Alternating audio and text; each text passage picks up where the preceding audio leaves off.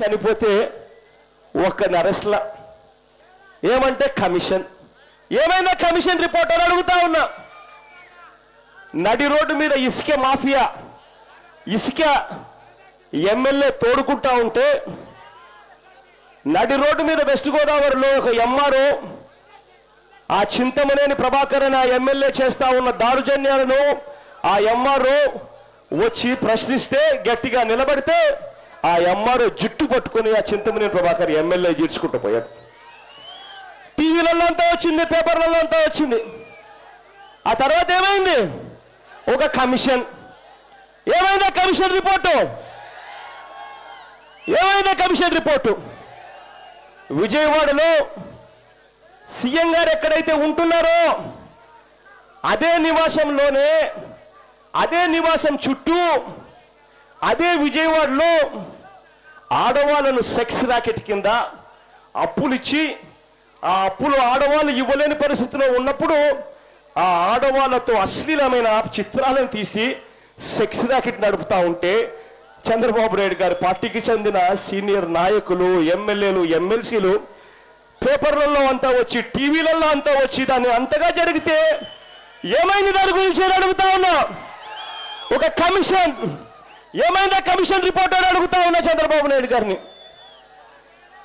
విజయవాడ చంద్రబాబు నాయుడు గారు ముఖ్యమంత్రిగా ఉన్న చోట తన కళ్ళ ముందరనే విజయవాడలో ట్రాన్స్పోర్ట్ కమిషనర్ అంటే ఒక ఐపీఎస్ ఆఫీసర్, ట్రాన్స్పోర్ట్ కమిషనర్ ఒక ఐపీఎస్ ఆఫీసరు, ఆ తర్వాత కానిస్టేబుల్లను వాళ్ళను ఒక ఎంపీ, ఒక ఎమ్మెల్యే, ఒక ఎమ్మెల్సీ వెళ్ళి వాళ్ళతో గొడవపడి కొడితే దొబ్బితే అందరూ చూస్తా ఉంటే ఏమైందా తర్వాత యాక్షన్ ఏమైందా? ఒక కమిషన్, ప్రతి దానికి ఒక కమిషన్. ఏ స్థాయిలో ఉంది అని అంటే ఇవాళ జన్మభూమి కమిటీలు అని చెప్పి ఒకటి పెట్టారు. ఏదైనా పెన్షన్ కావాలన్నా, ఏదైనా ఇల్లు కావాలన్నా, ఏదైనా ఇంకొకటి కావాలన్నా లంచం. ఒక జన్మభూమి మాఫియా తయారు చేశారు. ఎవరైనా ఏమన్నా అడిగితే ఏమంటాడు? ఎవరైనా ఏమని అడిగితే ఏమంటాడు? ఖాతరు కూడా చేయడు.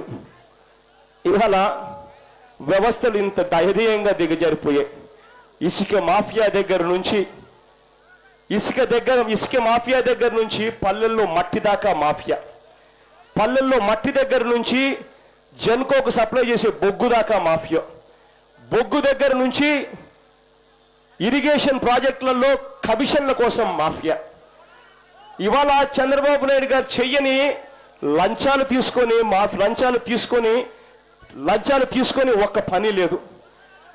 ఈరోజు మద్యం మాఫియా, లిక్కర్ మాఫియా, బొగ్గు మాఫియా, మట్టి మాఫియా, చివరికి చంద్రబాబు నాయుడు గారు చెయ్యని మాఫియానే లేకుండా తయారు చేసి పెట్టాడు ఈ రాష్ట్రాన్ని.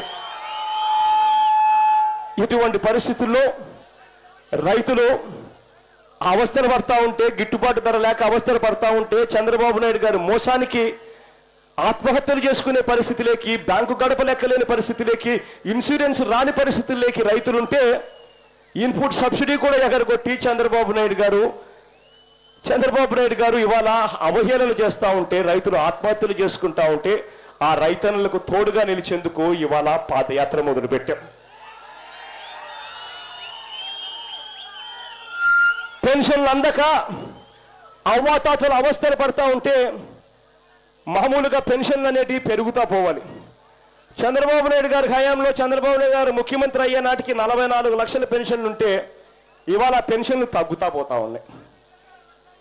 అవ్వాతాతలకు పెన్షన్లు అందక ఇవాళ అవ్వాతాతలు రోధిస్తూ ఉంటే ఆ అవ్వాతాతలకు తోడుగా నిలిచేందుకు ఇవాళ ఈ పాదయాత్ర కార్యక్రమాలు చేస్తా ఉన్నాం. పొదుపు సంఘాల అక్కచెల్లెమ్మలు పూర్తిగా నష్టపోయాము అని చెప్పి బాధపడతా ఉన్న పరిస్థితుల్లో సున్నా వడ్డీలు పోయి, పావులా వడ్డీలు పోయి అష్ట కష్టాలు పడతా ఉన్న అక్కచెల్లెమ్మలు ఇబ్బందులు పడతా ఉంటే వాళ్ళ కళ్ళ నీళ్లను తుడిచేందుకు ఇవాళ పాదయాత్ర మొదలుపెట్టాం. చదువుకుంటున్న పిల్లలు ఫీజులు అందక, ఫీజులు చూస్తే 1,00,000 రూపాయలు చంద్రబాబు నాయుడు గారు ఇచ్చేది చూస్తే 35,000, అది కూడా సంవత్సరం తర్వాత ఇస్తాడో లేడో కూడా తెలియని పరిస్థితిలో పిల్లలు చదివే పరిస్థితి లేక ఇల్లు పొలాలు అమ్ముకునే పరిస్థితులు ఆ తల్లిదండ్రులు ఉన్నప్పుడు ఆ పిల్లలకు తోడుగా నిలిచేందుకు, ఆ తల్లిదండ్రులకు అండగా నిలిచేందుకు మొదలుపెట్టా ఈ పాదయాత్రను. పిల్లలకు ఉద్యోగాలు లేక అస్తవ్యస్తలు పడతా ఉన్న పరిస్థితుల్లో ఆ పిల్లలకు అండగా నిలిచేందుకు మొదలుపెట్టా ఈ పాదయాత్ర కార్యక్రమం. ఇటువంటి పాదయాత్ర కార్యక్రమంలో మీ అందరి దీవెనలు కోరుతూ, మీ అందరి ఆశీస్సులు కోరుతూ కాలినడకన బయలుదేరా మీ బిడ్డగా 3000 కిలోమీటర్ల పాదయాత్ర కార్యక్రమాన్ని శ్రీకారం చుట్టా. ఈ వీడియో మీకు నచ్చినట్లయితే లైక్ చేసి షేర్ చేయండి. సబ్స్క్రైబ్ చేయడం మర్చిపోకండి. Please subscribe Fatafat news.